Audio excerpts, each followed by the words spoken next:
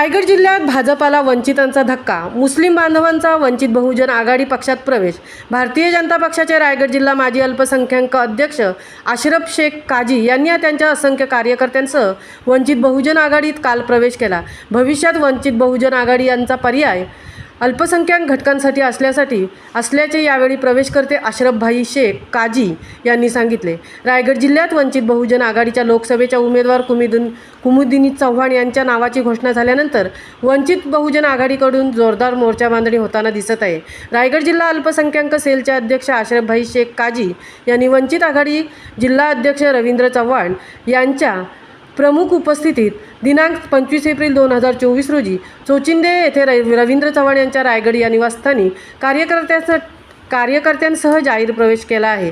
वंचित पक्षाकडून 32 लोकसभा रायगड मतदारसंघात लोकसभेचे उमेदवार कुमुदिनी रवींद्र चव्हाण यांच्याकडे जनतेचा वाढता कौल व लोकप्रियता पाहता रायगड लोकसभेत तिरंगी लढत जोरदार होणार असल्याचे चित्र निर्माण झाले आहे.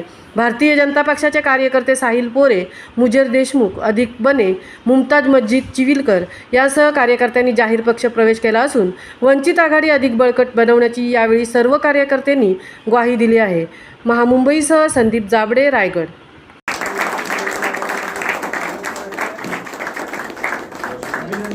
वंचित बहुजन आघाडीचा विजय असो. त्याचप्रमाणे मुस्तफा चिविलकर यांचं देखील आपण अब्राहम बावरेकर